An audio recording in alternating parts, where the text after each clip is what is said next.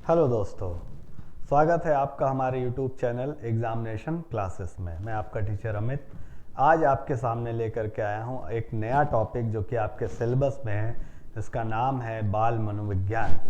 ठीक है, जो कि आपका सीधे 10 नंबर का क्वेश्चन सुपर टेट में पूछा जाता है। ये देखिए, बाल मनोविज्ञान ये आज का टॉपिक है और ये एक नया सब्जेक्ट है। अभी तक आपको मैं शिक्षण कौशल पढ़ा रहा था, ठीक है। अभी उसमें दूसरी क्लासेस, अभी थोड़ा सा मेरा स्वास्थ्य खराब हो गया था बीच में, जिसके कारणवश आपकी क्लासेस डिले हो गई, लेकिन आज से आपकी प्रॉपर क्लासेस चलेंगी, ठीक है। तो ये आपका कितने नंबर का आता है, बहुत ध्यान से पढ़ना है इस टॉपिक को। ये आता है आपका 10 नंबर का और इसमें हमको ये सारी चीज़ें पढ़नी है। व्यक्तिगत भिन्नता, बाल विकास को प्रभावित करने वाले कारक, सीखने की आवश्यकता की पहचान, पढ़ने के लिए वातावरण का सृजन करना, सीखने के सिद्धांत तथा कक्षा शिक्षण में इनकी व्यवहारिक उपयोगिता एवं प्रयोग, दिव्यांग छात्रों हेतु विशेष व्यवस्था। ये देखने में बहुत छोटा सा है, ऐसे लग रहा है कि ये टॉपिक जो है बहुत जल्दी ये सारे कवर हो जाएंगे, लेकिन ऐसा नहीं है। ये अंदर से बहुत गहराई वाला सब्जेक्ट है। इसको आपको बहुत समझदारी से पढ़ना है, ठीक है। बिल्कुल भी टेंशन नहीं लेनी है, मैं हूँ आपके साथ पूरी तरीके से और आपकी इस सब्जेक्ट की इस 10 नंबर की तैयारी में पूरी अच्छे तरीके से आपको कराऊंगा। चलिए आइए देखते हैं, शुरू करते हैं आज का सेशन। तो सबसे पहले बाल मनोविज्ञान, ये बाल विकास है क्या, ठीक है। ये पहला हमारा हो गया कि बाल मनोविज्ञान है क्या। तो इसकी डेफिनेशन क्या है। बाल विकास से सीधा मतलब है बालक के विकास से। जब बालक पैदा होता है उसी वक्त से लेकर उसके किशोरावस्था के खत्म होने तक उस बालक में जो भी जैविक एवं मनोवैज्ञानिक परिवर्तन होते हैं उसी को हम बाल विकास कहते हैं, ठीक है। जैसे बालक गर्भावस्था में आया, माँ के गर्भ में आया, उसके बाद से उसमें जो जो विकास होने लगते हैं, चाहे वो जैविक हो चाहे वो मनोवैज्ञानिक हो, ये कब तक होते रहते हैं, ये जब वो बच्चा पैदा होता है, ठीक है। जब वो बच्चा पैदा होता है उसी वक्त से लेकर के उसके किशोरावस्था के, एडोलसेंस के खत्म होने तक उस बालक में जो भी जैविक एवं मनोवैज्ञानिक परिवर्तन होते हैं उसी को हम बाल विकास कहते हैं। ये बड़ी सीधी सी डेफिनेशन है इसकी, ठीक है। जैविक और मनोवैज्ञानिक परिवर्तन जो भी होते हैं उसको हम बाल विकास कहते हैं। इस बाल मनोविज्ञान को अगर हम ध्यान से देखते हैं तो हमें पता चलता है कि इसमें बाल और मनोविज्ञान, ठीक है, दोनों है। हमने ये पढ़ा कि इसमें जो भी जैविक एवं मनोवैज्ञानिक परिवर्तन होते हैं उसी को हम बाल विकास कहते हैं। इसमें बहुत ज़्यादा, इतना ही बहुत देखने की ज़रूरत है, इससे ज़्यादा इसमें नहीं। हमें डेफिनेशंस जो दी गई हैं, जो अलग अलग मनोवैज्ञानिक थे उन्होंने क्या कहा, इस बात पे थोड़ा सा फोकस हम कर लेते हैं। हर्लॉक के शब्दों में कहा जाए तो उन्होंने कहा कि, क्या कहा हर्लॉक ने, बाल विकास मनोविज्ञान की वो शाखा है जिसमें बालक के गर्भ से लेकर मृत्यु पर्यंत होने वाले तरह तरह के विकास की अवस्थाओं का अध्ययन किया जाता है। किसमें, बाल विकास में। किसने कहा ये बात आपको ध्यान रखनी, कभी कभी एग्जाम में पूछ लिया जाता है, छोटी सी डेफिनेशन दी जाती है, छोटा सा कथन दे दिया जाता है, उसमें आपको 4 मनोवैज्ञानिक के ऑप्शन दे दिए जाते हैं, पूछ लिया जाता है कि ये कथन किसके द्वारा कहा गया है। तो अब कथन पढ़ने चलेंगे तो बहुत सारे कथन हैं, लेकिन आपको कुछ इंपॉर्टेंट जो उस चीज से रिलेटेड हैं, उस फील्ड से रिलेटेड है, मेन मनोवैज्ञानिक, उन्हीं के कथन को थोड़ा सा ध्यान में रखना है, ठीक है। बेसिकली आपको ये सब्जेक्ट जो है ना, बाल विकास, ये आपको समझने का सब्जेक्ट है, बहुत ज़्यादा रटने का नहीं है। इसको आप अगर अपनी लाइफ से जोड़ करके, बच्चे की लाइफ से जोड़ करके पढ़ना शुरू करेंगे, समझना शुरू करेंगे, तो ये आपको बहुत आसानी से समझ में आ जाएगा। ये बिल्कुल भी मुश्किल नहीं है, बड़ा हो सकता है लेकिन मुश्किल नहीं है, ठीक है। तो उन्होंने क्या कहा, उन्होंने कहा कि बाल विकास मनोविज्ञान की वो शाखा है जिसमें बालक के गर्भ से लेकर मृत्यु पर्यंत तक होने वाले तरह तरह के विकास की अवस्थाओं का अध्ययन किया जाता है। मतलब बाल मनोविज्ञान वो ऐसा मनोविज्ञान है, ऐसा विज्ञान है जिसमें जन्म से लेकर मृत्यु पर्यंत तक होने वाले तरह तरह के विभिन्न प्रकार के विकास का या विकास की अवस्थाओं का अध्ययन किया जाता है, ठीक है। दूसरे मनोवैज्ञानिक थे कौन, डार्विन। डार्विन ने क्या कहा, डार्विन ने कहा बाल विकास के व्यवहारों का वह विज्ञान है जो विकास के बालक के व्यवहार का अध्ययन गर्भ से लेकर मृत्यु तक करता है। मतलब दोनों लोगों का कहना कहीं ना कहीं एक ही तरीके का था कि बालक का विकास क्या होता है, बाल मनोविज्ञान वो विज्ञान है जो बालक के व्यवहार का अध्ययन गर्भ से लेकर मृत्यु तक करता है। ठीक है, यहाँ क्या करता है, गर्भ से लेकर मृत्यु तक, क्योंकि तरह तरह के विकास होते हैं, विकास तरह तरह के होते हैं, विभिन्न अवस्थाएं होती हैं विकास की। ठीक है, तो ये इतना हमने जान लिया कि विकास का सीधा सा मतलब होता है कि बालक के जन्म से लेकर मृत्यु पर्यंत तक होने वाले विभिन्न तरह के विकास की अवस्थाओं का इसमें अध्ययन किया जाता है। ये छोटी सी बात है। इसके आगे हम मेन टॉपिक पे चलते हैं, जो है हमारा क्या, बाल विकास के सिद्धांत, बाल विकास के सिद्धांत। ठीक है, तो इसमें पहला सिद्धांत क्या है, विकास की दिशा का सिद्धांत। किसका, विकास की दिशा, विकास किस दिशा में हो रहा है, इस बात का सिद्धांत क्या है। इस प्रकार के सिद्धांत के अनुसार बच्चे का जो विकास होता है वो सिर से पैर की ओर होता है, हेड टू टो होता है। ठीक है, एग्जाम में पूछ लिया जाता है कि ये सिर से पैर तक वाला विकास कौन सा विकास कहलाता है, तो ये कहलाता है विकास की दिशा का सिद्धांत। या एग्जाम में पूछ लिया जाता है कि 4 ऑप्शन दे दिए जाते हैं कि ये कौन से सिद्धांत का भाग है। विकास की दिशा का सिद्धांत का भाग आपका इस तरह होगा कि सिर से पैर, इसका मतलब इंग्लिश वाले हेड टू टो की ओर होता है, मतलब पहले सर और उसके बाद फिर नीचे का विकास होता है। ठीक है, हेड टू टो का मतलब पहले आपका सिर विकसित होगा, उसके बाद आपका धीरे धीरे ये एरिया विकसित होता जाएगा और पैर तक जाएगा। ठीक है, और इसे हम कहते क्या हैं, इसे हम सेफलाकॉर्डल डेवलपमेंट सीक्वेंस कहते हैं,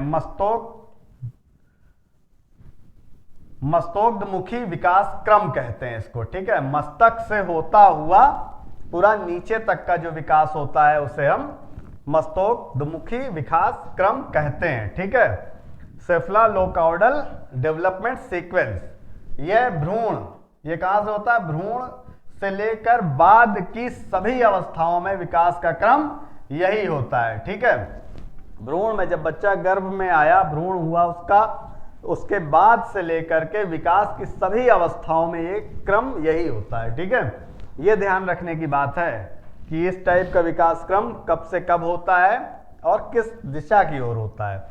इसमें एग्जाम्पल से देख लेते हैं। इसमें पहले बच्चे के दिमाग या मस्तिष्क का विकास होता है। बालक पहले अपने सिर पर नियंत्रण करता है, फिर सिर हिलाना सीखता है, फिर अपने हाथ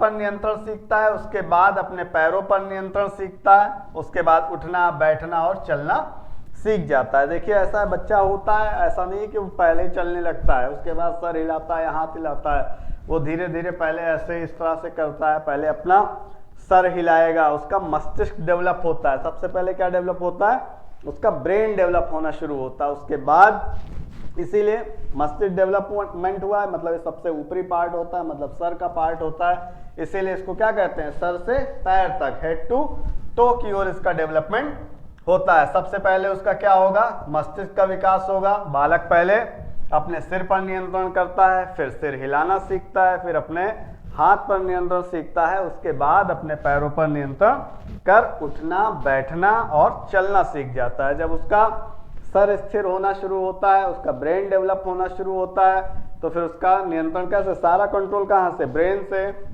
जब ब्रेन ही डेवलप नहीं हो पाएगा तो हाथ पैर कैसे होंगे, ऐसे पड़े होगा, वो कुछ भी हिला डुला नहीं पाएगा और कोई भी उसके अंदर क्या कहते हैं मूवमेंट नहीं होगा। तो पहले ब्रेन डेवलप होगा, फिर अपना सर हिलाना सीखेगा, फिर हाथ पैर हिलाना सीखेगा, उसके बाद उठना बैठना और फिर चलना शुरू कर देगा। ये क्रम आप देखिए, जब भी कभी कोई बच्चा होता है तो आप जानते हैं, सब भली भांति परिचित हैं इस चीज से, क्योंकि ये जीवन का एक अभिन्न हिस्सा है। यही एक मनुष्य के डेवलपमेंट का पार्ट रहा है कि पहले बच्चा हुआ, उसके बाद जो है वो इस तरीके के डेवलपमेंट प्रोसेस में जाता है और एक दिन बड़ा हो जाता है। ठीक है, इस टाइप का विकास होता है। एक ये तो समझ गए आप कि ये सिर से पैर की तरफ होता है। दूसरा क्या होता है, निकट दूर विकास क्रम, इसको कहते हैं इंग्लिश में प्रॉक्सीमोडिस्टल डेवलपमेंट सीक्वेंस, प्रॉक्सिमोडिस्टल डेवलपमेंट सीक्वेंस। इसमें क्या होता है, इस प्रकार के विकास का क्रम में विकास केंद्र से, किधर से, केंद्र से बाहर की ओर होता है। ये ध्यान में देना है, यही चीज एग्जाम में पूछता है कि किसमें केंद्र से बाहर की ओर होता है या किसमें सर से पैर की ओर होता है। कैसे समझेंगे आप कि केंद्र से बाहर का क्या मतलब है?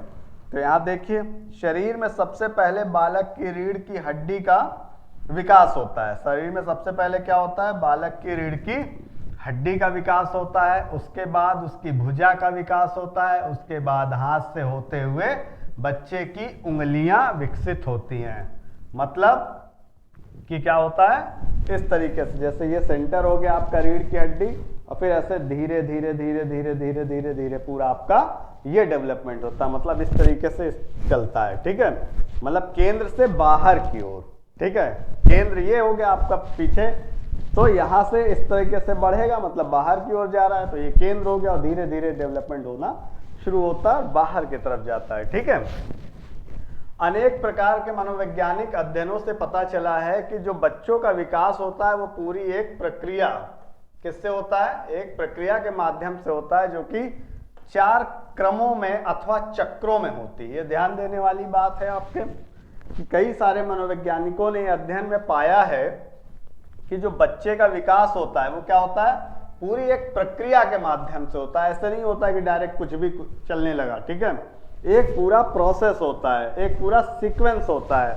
उस चरण या उस क्रम को हम क्या कहते हैं, ये सारी चीजें ध्यान से पढ़िएगा। जो पहला चक्र होता है वो क्या होता है, जन्म से 2 वर्ष तक। पहला चक्र क्या होता है, जन्म से 2 वर्ष तक का होता है, ठीक है, ये पहला चक्र में आता है। दूसरा चक्र क्या होता है, 2 वर्ष से लेकर के 11 वर्ष तक, ठीक है। पहला आपका ये हो गया जन्म से 2 वर्ष तक, दूसरा चक्र आपका क्या हो गया 2 से 11 वर्ष तक, तीसरा चक्र क्या हो गया आपका 11 से 15 वर्ष तक, और चौथा चक्र जो है वो क्या हो गया 15 से 18 वर्ष तक आपका होता है, ठीक है। ये वेरी इंपॉर्टेंट है, ये आपसे एग्जाम में कई बार पूछा गया है और आगे भी पूछा जा सकता है, और इसमें कई प्रकार से पूछा जाता है कि इस वैज्ञानिक के हिसाब से पहला चक्र क्या है, दूसरा चक्र क्या है, कितने से कितने वर्ष तक का होता है। तो ये चीज आपको इसमें बहुत ध्यान से पढ़नी है कि पहला चक्र जो होता है वो जन्म से 2 वर्ष तक होता है, दूसरा चक्र जो होता है 2 से 11 वर्ष तक होता है, तीसरा चक्र 11 से 15 वर्ष तक होता है, चौथा चक्र 15 से 18 वर्ष तक होता है, ठीक है। इतनी चीज आपने जानी कि ये जो दूसरा वाला विकास का क्रम होता है ये सेंटर से बाहर की ओर होता है, केंद्र से बाहर की ओर होता है, और बहुत सारे अध्ययनों में पता चला है कि विकास का जो चरण होता है वो एक क्रमिक चरण होता है, एक क्रम में विकास होता है, जो 4 प्रकार के हैं। आपका पहला चक्र जन्म से 2 वर्ष तक, आपका दूसरा चक्र 2 से 11 वर्ष तक है, तीसरा चक्र 11 से 15 वर्ष तक है, और चौथा चक्र जो है आपका 15 से 18 वर्ष तक है, ठीक। अब इसमें एक और चीज ध्यान में रखने के लिए आपको जरूरी है कि जो बालक का पहला चरण होता है या क्रम होता है उसमें विकास जो होता है ना वो बहुत तेजी से होता है, ठीक है। जो पहला चक्र होता है उसमें विकास जो होता है वो क्या होता है, बहुत तेजी से होता है। दूसरे चरण में या चक्र में विकास थोड़ा धीमा होता है। आपने देखा कि पहले चक्र में या चरण में विकास बहुत तेजी से होता है, लेकिन दूसरे वाले में क्या होता है, विकास थोड़ा सा धीमा हो जाता है। लेकिन तीसरे में क्या होता है, तीसरे चरण या चक्र में बालक का विकास फिर से तेजी से होता है, ठीक है। कैसे होता है, फिर से तेजी से होता है। और चौथे, ठीक है, और चौथे चरण में विकास की जो गति है वो पुनः धीमे हो जाती है। तो हमने ये देखा, अगर शॉर्ट में कहें तो पहले में बहुत तेज, दूसरे में थोड़ा सा स्लो, तीसरे में फिर तेज, और चौथे में फिर थोड़ा धीरे, ठीक है। थॉमसन का कथन है कि मानव शरीर एक समग्र रूप में विकास नहीं करता है और न ही सभी दिशाओं में एक साथ विकसित होती हैं, ठीक है। ये किसका कथन है, ये थॉमसन का कथन है। इन्होंने कहा कि मानव शरीर एक समग्र रूप में विकास नहीं करता, ठीक, और ना ही सभी दिशाओं में एक साथ विकसित होता है। ये ध्यान में रखना है। ये किसने कहा, ये स्टेटमेंट पूछ लेता है कभी कभी कि ये कथन किसका है, तो ये कथन किसका है, थॉमसन जी का है। उन्होंने कहा कि मानव शरीर एक समग्र रूप में विकास नहीं करता और ना ही सभी दिशाओं में एक साथ विकसित होता है। अब अगला सिद्धांत आ गया, ये तीसरा सिद्धांत है, ये है निरंतरता का सिद्धांत, कंटिन्यूटी का सिद्धांत। इसको क्या कहेंगे, इस सिद्धांत के अनुसार क्या बात कही गई, इस सिद्धांत के अनुसार कहा गया है कि बालक का विकास लगातार चलता रहता है, कंटिन्यू डेवलपमेंट होता रहता है, कंटिन्यू डेवलपमेंट उसमें होता रहता है, इसीलिए इसको कंटिन्यूटी का सिद्धांत कहा जाता है, ठीक है। फिर चाहे विकास कभी तेज गति से हो या कभी धीरे हो, लेकिन लगातार होता रहता है। निरंतरता, नाम से ही पता चलता है कि कोई भी काम हो रहा है वो निरंतर हो रहा है, कॉन्टिन्यूअस हो रहा है, इसीलिए इस सिद्धांत को कहा गया है निरंतरता का सिद्धांत। निरंतरता का सिद्धांत के अनुसार बालक का विकास लगातार चलता रहता है, चाहे विकास कभी तेज गति से हो चाहे कभी धीरे गति से हो, लेकिन विकास लगातार चलता रहता है, ठीक है। आई होप कि ये बात आपको समझ में आई होगी। अगला सिद्धांत देख लेते हैं, ये कौन सा, एकीकरण का सिद्धांत। कौन सा सिद्धांत, एकीकरण का सिद्धांत। इस सिद्धांत के अनुसार शरीर के विभिन्न अंगों के बीच परस्पर संबंध होता है। पहले बच्चा अपने अंगों को चलाना सीखता है, अंत में सभी के बीच समन्वय स्थापित करता है। इस सिद्धांत को समन्वय का सिद्धांत भी कहते हैं। ये आपको ध्यान रखना है कि इस सिद्धांत को और क्या कहते हैं, कभी कभी पूछ सकता है एग्जाम में कि भाई जो आपका एकीकरण का सिद्धांत है उसका दूसरा नाम क्या है, या समन्वय का सिद्धांत का दूसरा नाम क्या है। तो आपको पता होना चाहिए, समन्वय का मतलब कि एक दूसरे के बीच में सामंजस्य बैठाना, ठीक है, सामंजस्य बैठाना, समन्वय बैठाना। इस सिद्धांत में बच्चा अपने शरीर के अंगों के बीच में परस्पर संबंध बैठाता है, ठीक है। और आगे क्या है इसमें, इसमें ये है कि एग्जाम्पल के तौर पे आप देख लीजिए कि क्या है, जैसे बच्चा किसी चीज को देखता है, ठीक है, तो वो क्या करता है, तो उसको पाने के लिए घसीट घसीट कर चलना शुरू करता है। बच्चा कैसे चलता है, बचपन में हम लोग कैसे चलते थे, जमीन पर बैठ के ऐसे घसीट घसीट के चलते थे। किसी चीज को देखा हो तो उस क्या करेगा, वहां जाने की कोशिश करेगा, उस चीज को पाने की कोशिश करेगा, तो पहले चलना शुरू करेगा घसीट घसीट कर, उसके बाद वहां पहुंचकर उसे छूने की कोशिश करेगा, ठीक है, उसको छूने की कोशिश करता है, फिर अपने हाथ पैर सबके एकीकरण से उस चीज को छू लेता है या पा लेता है या प्राप्त कर लेता है, ठीक है। अब उसने कोई चीज देखी तो अपने शरीर के सभी अंगों का क्या किया, समन्वय किया कि हाँ भाई ऐसे चलेंगे, वहां पहुंचेंगे, हाथ से छुएंगे, फिर पकड़ लेंगे उसको, ठीक है। तो उसके शरीर के सभी अंगों का आपस में क्या हुआ, समन्वय हुआ या एकीकरण हुआ, ठीक है। समझ गए होंगे आप।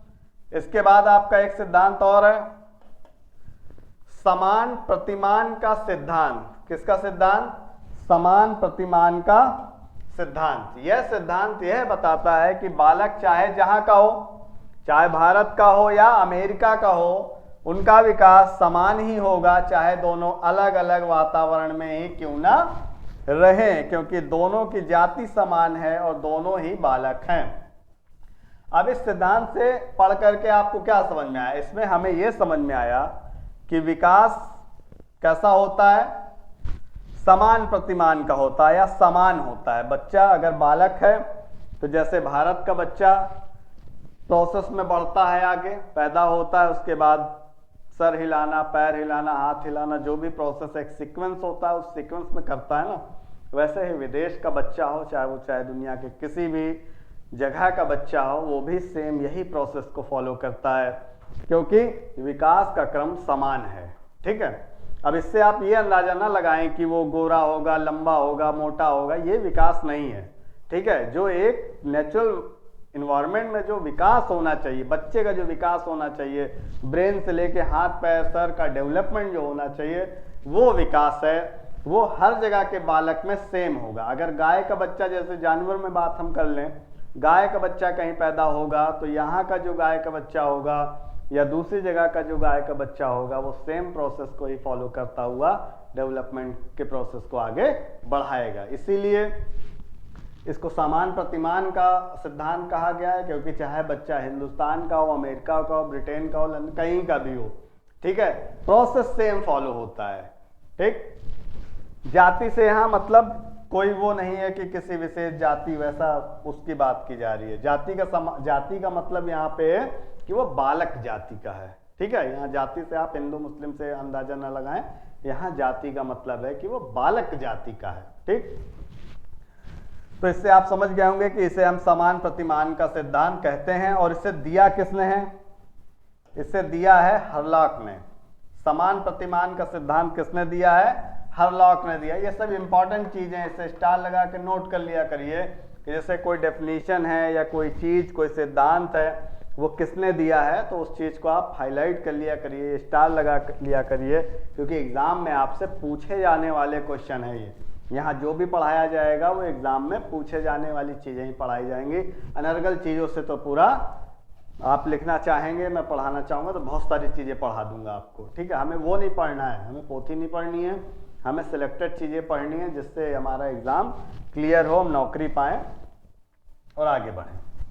ठीक है, फिर आ गए व्यक्तिक भिन्नता का सिद्धांत या व्यक्तिक विभिन्नताओं का सिद्धांत। ठीक है, ये क्या है? इस सिद्धांत के अनुसार विकास हर बालक में निरंतर होता है। विकास हर बालक में निरंतर होता है, लेकिन किसी भी बालक में एक प्रकार की समानता नहीं पाई जाती है। ठीक है, किसी भी बालक में एक प्रकार की समानता नहीं पाई जाती है। विकास सब में होता है, निरंतर होता है, लेकिन एक प्रकार की समानता नहीं पाई जाती है। ठीक है, कोई देखिए ऐसे छोटा सा एग्जांपल, कोई धीरे धीरे बढ़ता है, कोई जल्दी जल्दी बढ़ता है, कोई बढ़ के लंबा हो गया, कोई छोटा ही रह गया। इस टाइप का जो होता है ना, अलग अलग, इसे ही व्यक्तिक भिन्नता कहते हैं। ठीक, किसी का ब्रेन डेवलप हो गया, किसी का कम डेवलप हुआ, किसी का नहीं डेवलप हुआ, हो सब में वही प्रोसेस रहा है ना, लेकिन क्या होता है, यही भिन्नता है और कोई चीज नहीं भिन्नता है। अब इस सिद्धांत को भी किसने दिया था? इस सिद्धांत को हरलॉक ने दिया था। ये भी आपके लिए इंपॉर्टेंट है ये। ठीक है, इस सिद्धांत को किसने दिया था? हरलॉक ने दिया था। अब एक और सिद्धांत देख लेते हैं, सामान्य से विशिष्ट की ओर का सिद्धांत। क्या है ये? सामान्य से विशिष्ट की ओर का सिद्धांत। इस सिद्धांत के अनुसार बच्चा सबसे पहले सामान्य क्रियाएं करता है। क्या करता है? सामान्य क्रियाएं करता है, फिर विशेष क्रियाएं करता है। जैसे बच्चे को दौड़ लगानी है, जैसे बच्चे को दौड़ लगानी है तो पहले घसीट कर चलना, फिर उठना, फिर बैठना, चलना और अंत में दौड़ लगाना शुरू करता है। ठीक है, किसी को दौड़ना है, यहाँ दौड़ कर जाना है तो वो क्या करेगा? पहले बच्चा है ना, वो डायरेक्ट तो यहाँ पहुंच नहीं जाएगा दौड़ करके, वो पहले क्या होगा? सबसे पहले बच्चा घसीट घसीट कर ही चलना शुरू करता है। ठीक है, इस वर्ड से आप हंसिएगा नहीं और ना परेशान होइएगा कि बार बार क्यों आ रहा है। बच्चा पहले घसीट घसीट कर ही चलेगा, फिर उठेगा, फिर बैठेगा, फिर चलेगा और अंत में वो फिर दौड़ लगाना शुरू करेगा। कोई भी प्रोसेस है ना, वो एक सीक्वेंस में होता है। ऐसा नहीं कि कोई भी चीज तुरंत शुरू, बच्चा पैदा हुआ और दौड़ के भाग गया, ऐसा क्या होता है? जैसे हमने तो सुना है कि राक्षस वाक्षस जो बच्चे होते हैं वो इस तरह भागते हैं। ठीक है, इंसानी बच्चों में ऐसा सिस्टम नहीं होता है। ठीक, तो इसी को कहते हैं सामान्य से विशिष्ट की ओर का सिद्धांत। पहले क्या होगा? बच्चा चलेगा रगड़ रगड़ के जमीन पे, उसके बाद उठना, बैठना, चलना और अंत में दौड़ना। ये पूरा एक प्रोसेस के थ्रू वो काम करेगा। ठीक है, इसमें क्या है? एक और सिद्धांत, चक्राकार या वर्तुलाकार का सिद्धांत। ये सारे सिद्धांत हैं, आपको पढ़ने हैं। इस सिद्धांत में बच्चे का जो विकास होता है वर्तुलाकार होता है। इसका अर्थ है कि बच्चे के सभी रूपों का विकास होता है, जैसे उसकी लंबाई, चौड़ाई, भार और पूरा आकार। ऐसे नहीं हुआ कि बच्चा हुआ तो सिर्फ हाथ बढ़ गया या सिर्फ पैर बढ़ गया, पूरा शरीर बढ़ता है। ठीक है, एक वे में पूरा शरीर बढ़ता है, नीचे का नीचे बढ़ता है, हाथ पैर ऐसे बढ़ते हैं, मतलब उसका आकार भी बढ़ेगा, लंबाई चौड़ाई भी बढ़ेगी।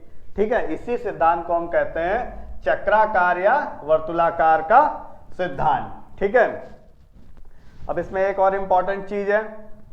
अच्छा, बाल विकास के गति का सिद्धांत किसने दिया था? ये डगलस और हॉलैंड ने दिया था।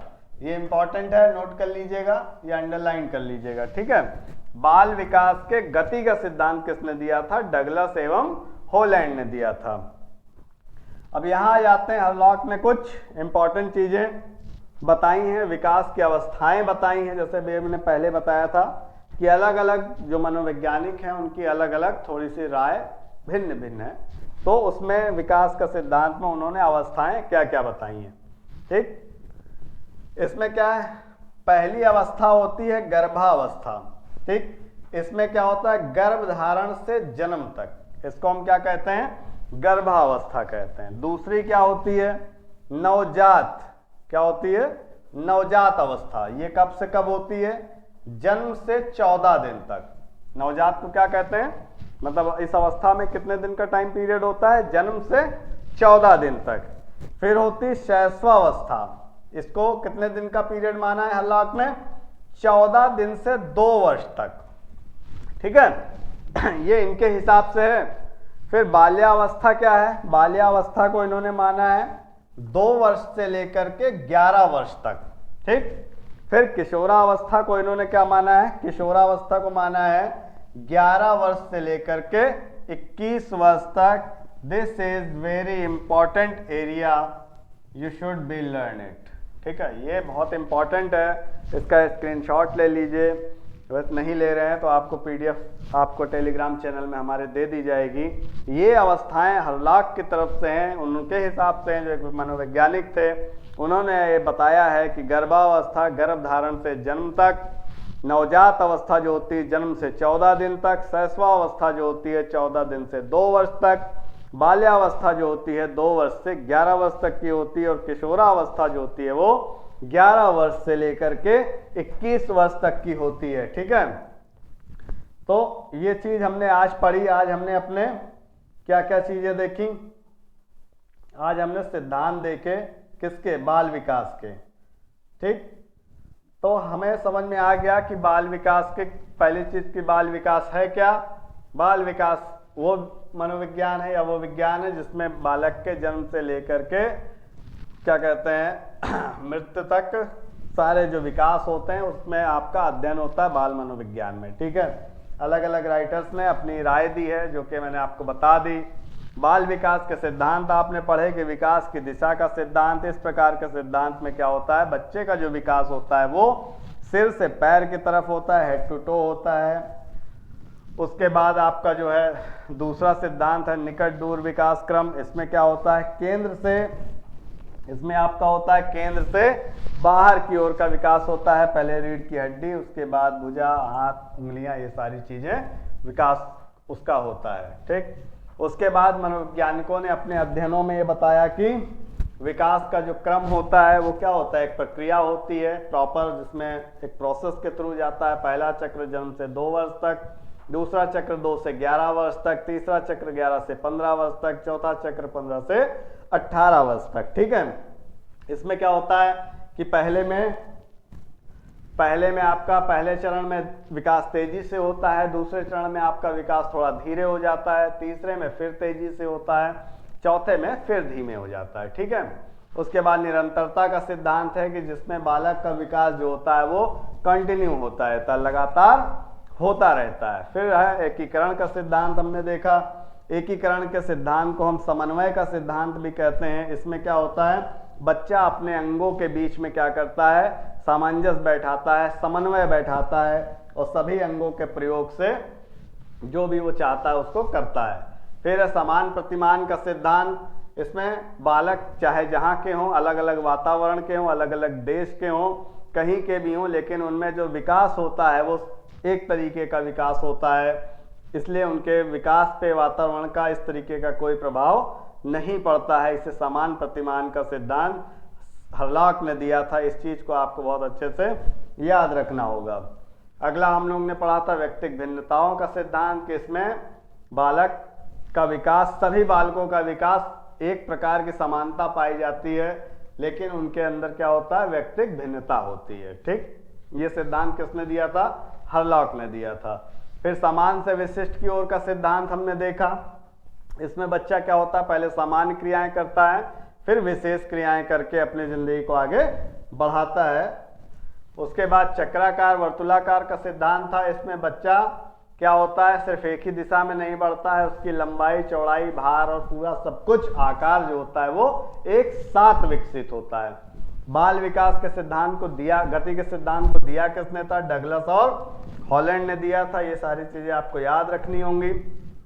फिर उसके बाद हरलॉक ने अपना एक क्या कहते हैं विकास की अवस्थाओं को बताया, जिसमें गर्भावस्था, गर्भ धारण से जन्म तक, नवजात अवस्था जन्म से 14 दिन तक, शैशवावस्था 14 दिन से 2 वर्ष तक, बाल्यावस्था 2 वर्ष से 11 वर्ष तक और किशोरावस्था 11 वर्ष से 21 वर्ष तक की इन्होंने इसमें बताई है। ठीक है, तो ये था हमारा आज की बाल मनोविज्ञान में पहली क्लास थी।